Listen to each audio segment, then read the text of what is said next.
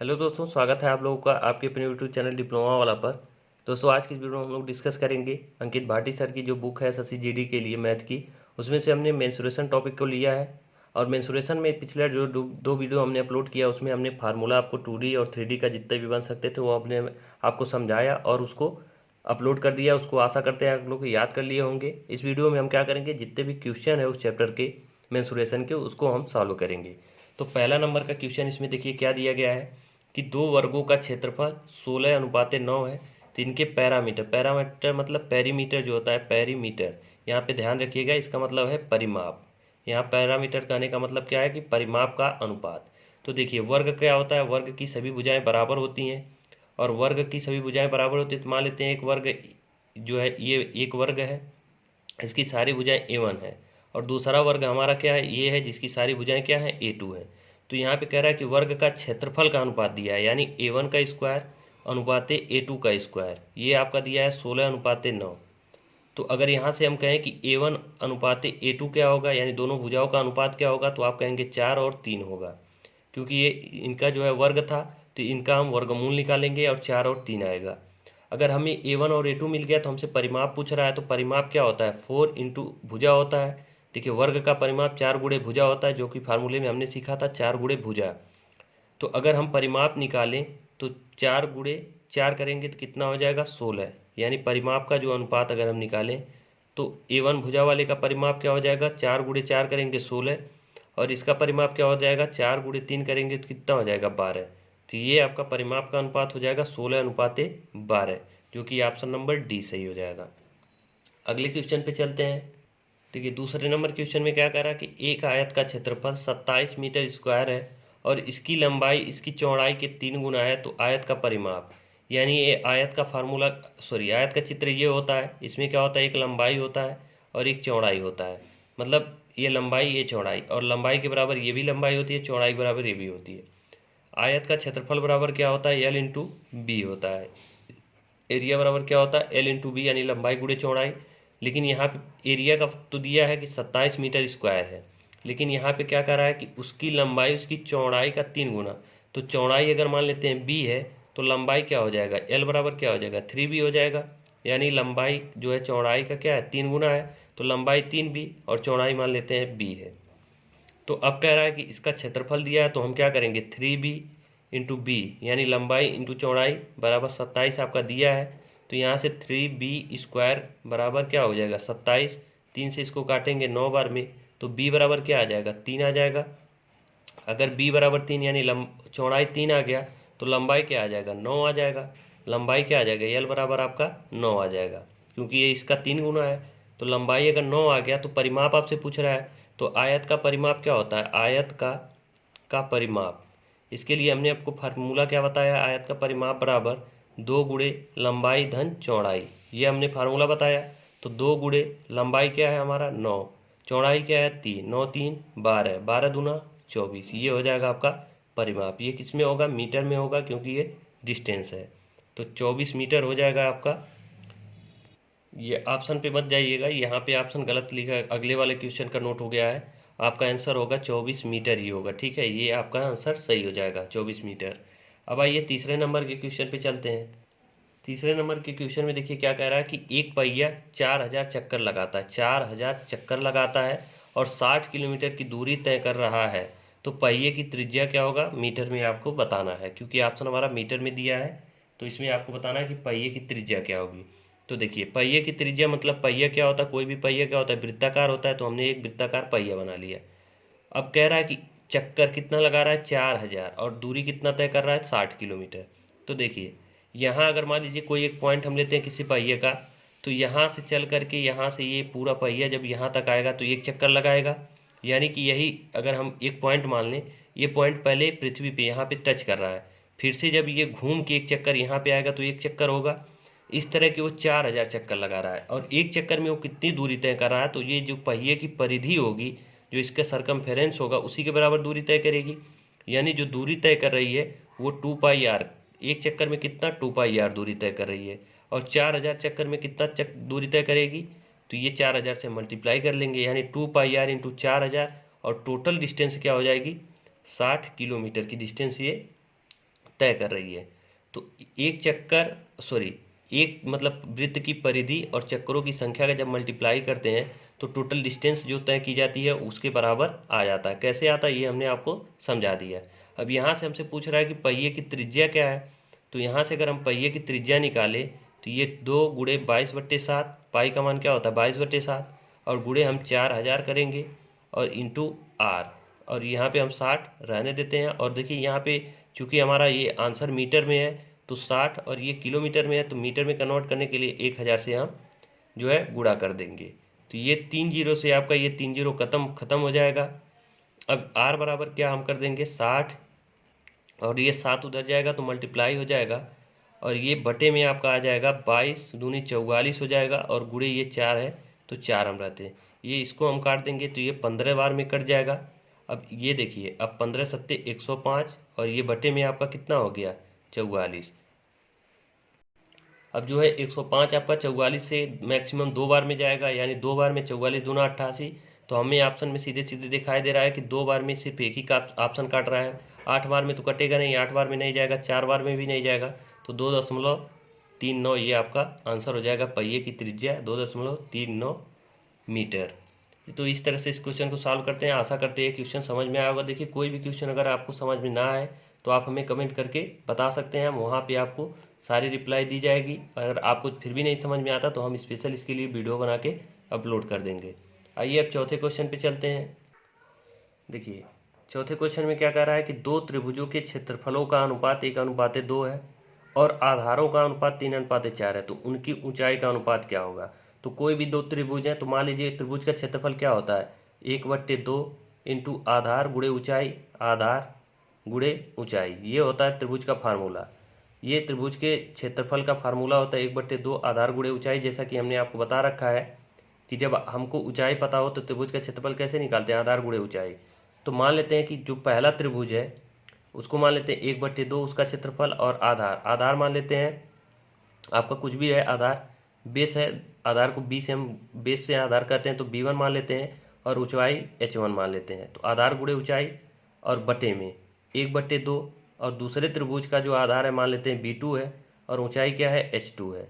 तो अगर इस तरह से 1/2 आधार गुणे ऊंचाई 1/2 आधार गुणे ऊंचाई, तो ये क्षेत्रफल हो जाएगा। और क्षेत्रफल का अनुपात क्या दे रखा है 1/2, और जो बेस का अनुपात क्या दे रखा है, तो यहाँ पे हम सीधे आपको डायरेक्ट लिख देते हैं कि बेस का अनुपात है 3:4। तो इसकी जगह पे हम 3 रख सकते हैं, इसकी जगह पे हम क्या रख सकते हैं 4 रख सकते हैं।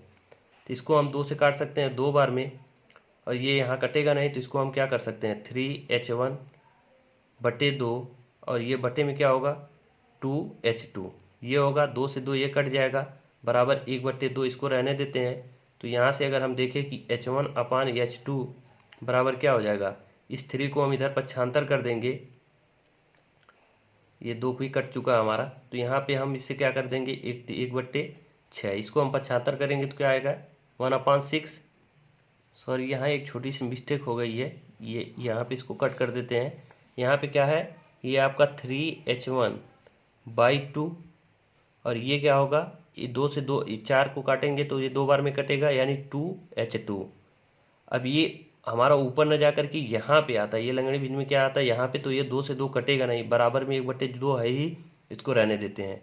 ये 3h1 अपान क्या होगा 4h2 होगा, और बराबर क्या होगा 1/2, ये 2 से अब कटेगा 2 बार में, तो h1 और h2 का अनुपात यहाँ से क्या मिल रहा है, ये 2 उधर जाएगा तो 2 ऊपर चला जाएगा, और ये 3 इधर आएगा तो नीचे आ जाएगा। तो ये 2:3 का रेशियो बनेगा ऊंचाई का, क्या 2:3, जो कि ऑप्शन नंबर आपका कौन सा सही हो जाएगा, डी सही हो जाएगा। तो कुछ नहीं करना है, बस फार्मूले पे हमें रखना है और जो वैल्यू दिया गया है उसको रखना है, फिर उसके बाद से कैलकुलेशन करके हम सीधे ऊंचाई का रेशियो निकाल लेंगे।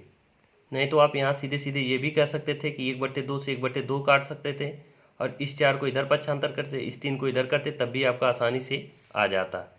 हमने क्या किया, थोड़ा सा गलती कर दिया, इसको यहीं पे काट लेना चाहिए था, कोई दिक्कत नहीं। चलिए आप लोग समझ गए होंगे। अब आइए 5वें नंबर के क्वेश्चन पे चलते हैं। देखिए 5वें नंबर के क्वेश्चन में क्या कह रहा है कि दो समांतर चतुर्भुज समान आधारों और एक ही समांतर के बीच खड़े होते हैं, तो उनके क्षेत्रफलों का अनुपात क्या होगा। तो कहने का मतलब ये है कि दो समांतर समांतर चतुर्भुज क्या होता है कि दो जो भुजाएं होती हैं वो आपस में क्या होती हैं पैरेलल होती हैं, और उनके बीच में क्या होता है 90 डिग्री का कोण नहीं होता, ये ध्यान रखिएगा। तो ये समांतर चतुर्भुज, लेकिन यहाँ पे क्या रहा है कि दो समांतर चतुर्भुज है जो समान आधार, तो आधार मान लेते हैं कि एक इसका आ गया और हम बढ़ा लेते हैं, तो समान आधार, जितना आधार ये है वही आधार यहाँ पे भी है। और कह रहा है कि दो समान समान आधारों और एक ही समांतर के बीच खड़े हैं, यानी एक ही पैरेलल के बीच में क्या है ये खड़े हैं, तो इनके एरिया का क्षेत्रफल। अच्छा बताइए, जब आधार देखिए समांतर चतुर्भुज का हमने आपका क्षेत्रफल का फार्मूला क्या बता रखा है, एरिया का फार्मूला हमने क्या बताया है समांतर चतुर्भुज का, तो वो होता है आधार और गुणे ऊंचाई। तो यहाँ पे कह रहा है कि दो समांतर चतुर्भुज हैं और जिनका आधार क्या है सेम है, यानी जितना आधार इसका है उतना आधार इसका है, और एक ही समांतर के बीच, यानी जो ये समांतर रेखा है वो क्या है एक ही है, मतलब दोनों का समांतर के बीच क्या है, यानी कि कहने का मतलब सीधे सीधे इनकी हाइट क्या है बराबर है, यानी जितनी हाइट इस वाले समांतर चतुर्भुज की होगी उतनी ही हाइट इस समांतर चतुर्भुज की। तो दोनों का क्षेत्रफल क्या होगा, आधार गुणे ऊंचाई होता है। तो इसका अगर मान लीजिए आधार ए है तो इसका भी ये होगा, इसका हाइट एच है तो इसका भी हाइट एच होगा, तो क्षेत्रफल क्या होगा ए इंटू एच होगा। तो इसका भी क्षेत्रफल दूसरे वाले का भी ए इंटू एच होगा, तो क्षेत्रफल का ये फार्मूला हो गया। तो इनका अगर रेशियो निकाला जाए तो 1:1 होगा कि नहीं होगा, आप कहेंगे बिल्कुल होगा, जब समान है दोनों चीज आधार और ऊंचाई तो क्षेत्रफल भी क्या होगा समान होगा, तो इनका अनुपात क्षेत्रफल का 1:1 बनेगा। अब आइए आसान सा क्वेश्चन है, बस आपको थोड़ा सा समझना और फार्मूला रखना है, बाकी आपका आंसर सीधे सामने होगा। अब छठे नंबर के क्वेश्चन पे चलते हैं। अब देखिए छठे नंबर के क्वेश्चन में क्या दिया है, दो गोलों के पृष्ठीय क्षेत्रफल का अनुपात दिया है, तो उनके आयतन का अनुपात पूछा है। तो देखिए पृष्ठीय क्षेत्रफल का अनुपात जो है फार्मूला क्या होता है, पृष्ठीय क्षेत्रफल का 4πr²। तो मान लीजिए दो गोला है, तो एक का त्रिज्या मान लेते हैं स्मॉल r1 है, दूसरे का मान लेते हैं स्मॉल r2 है, तो 4πr² का स्क्वायर, ये दोनों का क्षेत्रफल का जो है पृष्ठीय क्षेत्रफल का हमने फार्मूला लिख लिया और इनका अनुपात दिया, तो हम ऊपर नीचे बट्टे में कर लिए। तो ये क्या अनुपात दिया 49:25 दिया है। यहाँ से 4π से 4π कट जाएगा, तो अब हम अगर r1 और r2 का रेशियो निकालें तो ये स्क्वायर है इधर जाएगा तो वर्गमूल होगा, तो वर्गमूल होगा तो 49 का 7 का वर्ग होता है, तो 7 हम कर दिए, और 25 के लिए क्या हो जाएगा 5 हो जाएगा, 25 का वर्गमूल निकालेंगे तो 5 हो जाएगा, यानी r1 का मान आ गया 7, r2 का मान आ गया 5। तो हमसे पूछा क्या है, आयतन का अनुपात पूछा है। तो आयतन के लिए हमने आपको फार्मूला बताया, गोले का आयतन होता है 4/3 πr³। तो r³ होता है, तो यानी एक त्रिज्या हमने स्मॉल r1 माना है तो स्मॉल r1 का क्यूब कर दिया, और दूसरा क्या होता है 4π 4/3 πr³, तो r2³ हो जाएगा। इसका अनुपात हमसे पूछा तो इसको हम ऐसे रहने देते हैं, तो 4π से 4π और बटे 3 ये कट गया, तो यानी r1³ बटे r2³, ये हमारा फार्मूला बना। तो r1 का मान हमें पता है 7, तो हम क्या करेंगे 7 का क्यूब बटे में आपका 5 है r2 का मान, तो 5 का क्यूब करेंगे, तो इसका मान क्या होता है 7 का 343 होता है क्यूब, और 5 का क्या होता है 125 होता है। तो ये आपका क्षेत्रफल का अनुपात आ गया 343/125, तो ये बन गया आपका आयतन का रेशियो। अब आइए अगले क्वेश्चन पे चलते हैं 7वें नंबर पे। अब देखिए 7वें नंबर के क्वेश्चन में क्या कह रहा है कि यदि किसी शंकु के आधार का क्षेत्रफल बढ़ा दिया जाए तो वह मूल क्षेत्रफल का क्या होगा 1.96 गुना हो जाता है।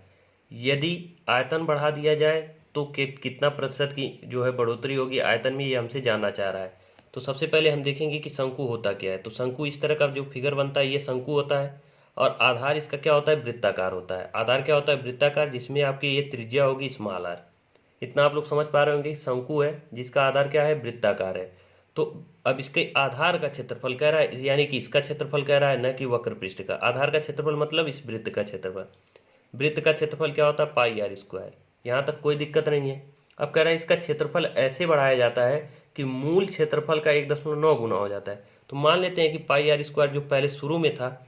अच्छा बताइए, अब अगर इसका कहे कि इसका क्षेत्रफल हम बढ़ाते हैं तो इसका क्षेत्रफल अब कब बढ़ा सकते हैं, जब इसमें r का मान बढ़ाएंगे, यानी कि इसका r का मान पहले कुछ और है और बाद में हम कुछ और कर दे तब इसका क्षेत्रफल बढ़ेगा। क्योंकि देखिए पाई तो घटना बढ़ना है नहीं, ये तो फिक्स है, ये कांस्टेंट होता है, हम r को ही बढ़ा घटा सकते हैं। यानी इसका क्षेत्रफल अगर आधार का हमें बढ़ाना होगा यानी r का मान बढ़ाना होगा।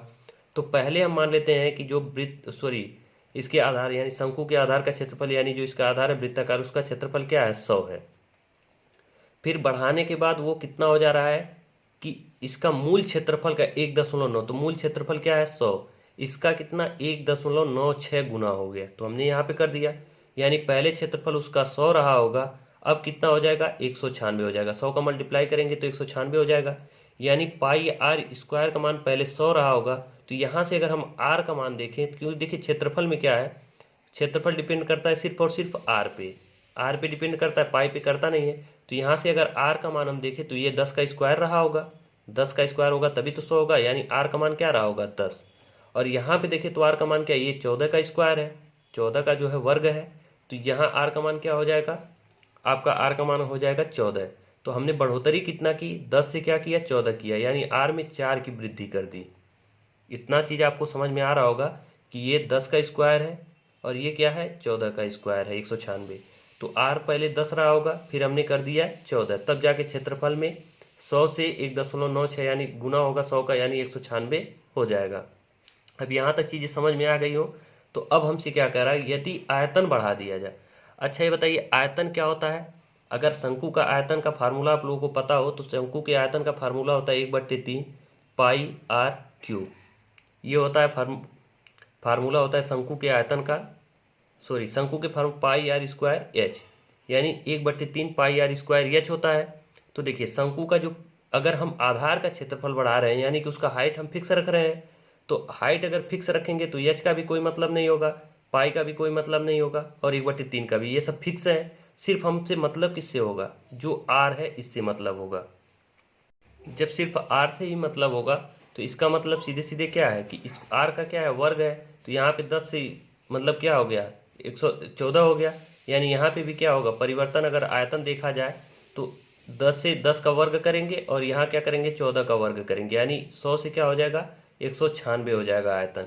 तो यहाँ भी कितने का परिवर्तन हुआ, 96 का परिवर्तन हुआ। तो हमसे प्रतिशत परिवर्तन, तो 100 में बढ़ोतरी कितनी की हुई, 96 की, तो 96 लिखेंगे। 100 से बढ़ोतरी हुई तो 100 नीचे रखेंगे, और प्रतिशत में कन्वर्ट करने के लिए 100 से गुणा करते हैं, जैसा कि आप लोग परसेंटेज में सीखे हैं। तो यहाँ प्रतिशत में सीखे तो ये 100 से 100 कट जाएगा, यानी कितने की बढ़ोतरी हुई, 96% की। बिल्कुल आसान सा है, ये हमने रेशियो से बताया। आप चाहें तो उसको ऐसे भी समझ सकते हैं कि पाई आर स्क्वायर बराबर, पहले पाई आर स्क्वायर बराबर 100 था, फिर दोबारा पाई आर स्क्वायर बराबर 196 हो गया। तो वहाँ से हम आर का मान निकाल सकते हैं, फिर हम 1/3 पाई आर स्क्वायर एच, तो एच दोनों कंडीशन में सेम है, कट जाएगा, 1/3 भी कट जाएगा, पाई भी कट जाएगा, यानी फिर वही हमारा 14 का, यानी 10 का स्क्वायर और 14 का स्क्वायर, यानी बढ़ोतरी कितने की, 96 की। तो परसेंटेज में हम कन्वर्ट कर लेंगे तो 96% आ जाएगा, जो कि ऑप्शन नंबर आपका कौन सही हो जाएगा, बी सही हो जाएगा। अब आइए 8वें नंबर के क्वेश्चन पे चलते हैं। अब देखिए 8वें नंबर के क्वेश्चन में क्या कह रहा है कि एक बेलनाकार टैंक की क्षमता कितना है, 246.4 लीटर है। यहाँ पे देखिए क्षमता किस में दिया है, लीटर में दिया है। कह रहा है कि यदि ऊंचाई 4 मीटर है, यदि ऊंचाई 4 मीटर हो तो आधार का व्यास क्या है, यानी आधार का, ये क्या है, बेलन है, तो बेलन के जो है, बेलन कैसा होता है आपका, इस तरह का होता है, यानी इसका जो आधार होता है वो वृत्ताकार होता है। तो वृत्त का व्यास आपसे पूछ रहा है कि इसका वृत्त का व्यास क्या होगा। तो सबसे पहले देखिए बेलन का जो है आयतन का फार्मूला क्या होता है, तो बेलन का जो वॉल्यूम का फार्मूला होता है, वॉल्यूम, ये फार्मूला होता है pi are square H, pi are square H होता है। यहाँ पे आयतन ही दिया है, ये क्षमता का मतलब क्या है, ये आयतन दिया है, लेकिन किस में दिया है, लीटर में दिया है। तो पाई आर स्क्वायर एच का मान दिया है, पाई आर स्क्वायर एच बराबर क्या दिया है, 246.4 लीटर, ये लीटर में है। तो देखिए यहाँ पे एक चीज़ ध्यान रखिएगा कि 1 मीटर क्यूब में होता है 1000 लीटर, 1000 लीटर होता है। 1 मीटर क्यूब में क्या होता है, 1000 लीटर। तो अगर 1 लीटर का मान यहाँ से निकालें तो 1/1000 मीटर क्यूब हम कह सकते हैं, आप कहेंगे बिल्कुल कह सकते हैं। तो ये लीटर में है, तो लीटर में है तो इसको मीटर क्यूब में कन्वर्ट करने के लिए 1/1000 से हम मल्टीप्लाई कर सकते हैं। अब ये किस में हो गया, मीटर क्यूब में हो गया। अब देखिए यदि ऊंचाई 4 मीटर दिया है, ऊंचाई दिया है 4 मीटर, तो ये पाई का मान हम रख सकते हैं 22/7, इसका मान हम क्या रखेंगे, 22/7। और आर का मान हमें पूछ रहा है, क्योंकि व्यास पूछा है, 2r का मान पूछ रहा है, तो हम इसको रहने देंगे आर स्क्वायर।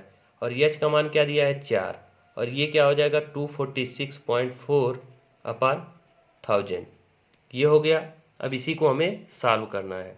अब देखिए इसको सॉल्व करने के लिए हम क्या करेंगे, यहाँ पे 22 है, 22 से अगर हम इसको काटना चाहें तो सीधे सीधे हम 22 से, तो 22 से कम 22, और यहाँ 2 बचेगा, 26 हो जाएगा। तो 22 से कम 22 मतलब फिर 2 बार, एक बार कटेगा, फिर 4 बचेगा, तो 22 दूनी 44, यानी 11.2। फिर इसको अगर हम 4 से काटे तो ये 4 दूना 8 थी, 4 और 8 32, यानी 2.8 बार में कटेगा। यानी फाइनली हमारा क्या होगा, आर स्क्वायर बराबर होगा 2.8 गुणे ये 7 को उधर पक्षांतर करेंगे तो ये 7 और बटे में हो जाएगा 1000। इसको हम और लिख सकते हैं, तो इसको हम 7 गुणे अगर 4 करें, 7 गुणे 4 तो 28 और गुणे 1 7 है, रहने दें। अब देखिए दशमलव को हमने हटाया है तभी 7 गुणे 4 किया है, तो अगर नीचे 1000 है तो 10 से हमने एक दशमलव हटाने के लिए 10 से ऊपर गुणा किया होगा, तो 10 से नीचे भी करना होगा।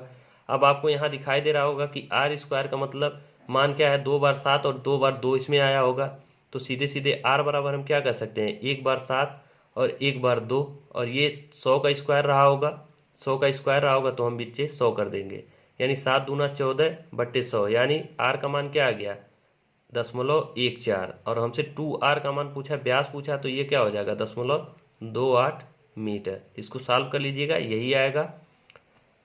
अब आइए अगले क्वेश्चन की ओर चलते हैं, 9 नंबर पे। देखिए सारी चीज़ें, देखिए अगर आपको फार्मूले याद हैं तो आपके जो है मेंसुरेशन के क्वेश्चन आपके आसानी से लगते हुए चले जाएंगे। बस आपको कौन सी जगह पे क्या अप्लाई करना है ये आपको सीखना है। यहाँ पे कह रहा है कि एक वर्ग ए है, वर्ग ए है, उसका विकर्ण क्या है, a प्लस बी है। एक वर्ग का विकर्ण जिसका क्षेत्रफल वर्ग ए के क्षेत्रफल का 2 गुना है, तो उसका विकर्ण हमें ज्ञात करना है। तो मान लीजिए कोई एक वर्ग है, ये वर्ग है और इसका विकर्ण क्या है, इसका विकर्ण दिया है a प्लस बी। ये वर्ग a है, इसका विकर्ण है a प्लस बी।